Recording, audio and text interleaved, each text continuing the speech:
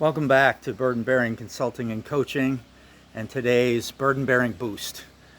We've been talking in this time of crisis in our world and craziness about being a leader and particularly being a salt leader. And so I want to encourage you today. I hope you're doing well. I hope you're practicing being salt in other people's lives. We talked about the S of salt being about serving, and I'm seeing some awesome things that people are doing through video messaging, whether it's quarantine karaoke, whether it's making fun videos, getting people to laugh, trying to draw people together, encourage people.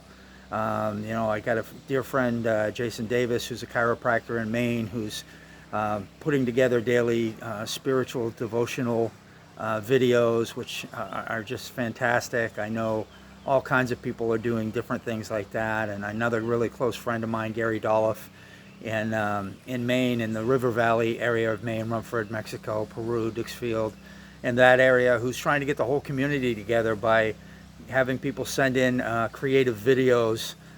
He's on his third installment, and today they're working on having people try to break Guinness records or records with just silly fun things, whether it's stacking cans or he's actually going to see how many shirts he can get on through the course of the day all at once, and hats as well. So I mean, just some crazy things, but just ways to get people to laugh and smile and not feel quite so isolated and alone. So I hope you're finding ways to encourage others. Maybe you don't have the means to do video, things like that, or try to know how to do that, or make people laugh, or create something inspirational, but that's okay. Again, like we said, little things, sending messages, picking up the phone, talking to somebody, all of those things are great. So I encourage you to do that. And then we talked yesterday about the A and admonishing and the importance of being a leader who, when you serve others and you come alongside them,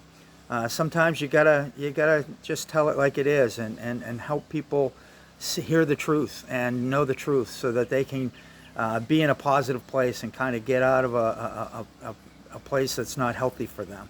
So I encourage you to do that. Today, I want you to just listen. Now I say that because the L in SALT is listen. And if you struggle with knowing how am I going to serve others, how am I going to be a leader in this time, well, one of the greatest things you can do is listen. There's a lot of people who are hurting, who are fearful, who are scared, who are struggling with different things. I just found out about somebody close to me who was just diagnosed with breast cancer 2 weeks ago in the midst of all of this. So crazy things going on, that people just need support and encouragement. And maybe the best thing you can bring to them is just listening to them and let them share. And I want to share a quick story with you in regards to that. It's a story that I actually put in my book that I wrote a while back, a year and a half ago, 8 Transformational Attitudes for Life, Leadership, and Relationship. And in that book, I tell the story of my good friend Steve Manikowski, who is an eye doctor down in Orlando, Florida. And he had a lady who came in who was in her 80s and came in for a checkup. And when she came in, the first thing she said to the receptionist is, I just need to know, will my eyeglasses be ready by 2 o'clock? And the receptionist gave her the standard answer of, well, we can't really guarantee that. We don't know. It depends on what they need and how to know how long it will take. And a little bit later, before she went in to see Steve, she asked again, will my glasses be ready by 2? And the receptionist gave her the same answer. And so when Steve came out to get her, the receptionist pulled him aside and said, hey, just want you to know this lady's real concerned about getting her glasses by 2.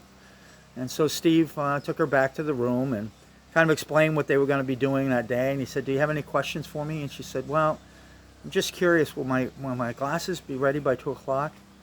And again, he gave her the standard answer of, well, we've got to wait and see what we need to do. I can't really promise that, but we'll do the best we can. And so he did the whole exam, and she had some issues going on and that he needed to explain to her. And so he walked her through that very graciously and what was happening. And when he got done, he said, now, do you have any last questions for me? And she kind of put her head down and sheepishly just said, will my glasses be ready by 2 o'clock?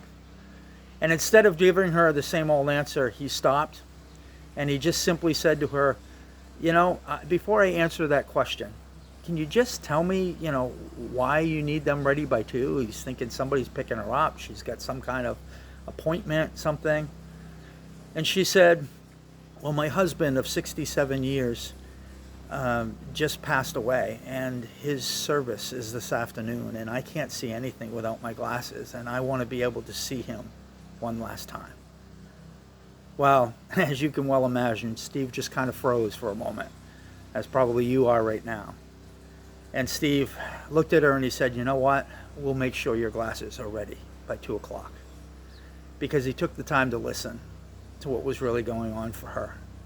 And then he helped her down the hallway back to the waiting room because she was a little unstable on her feet. So he offered her his arm and walked her down. And as he was walking down that hallway, it struck him that 67 years earlier, or 65 years earlier, whenever it was, there was someone walking her down an aisle to meet her husband for the first time. And he now had the privilege of walking her down a hallway as she prepared to go say goodbye to her husband for the last time.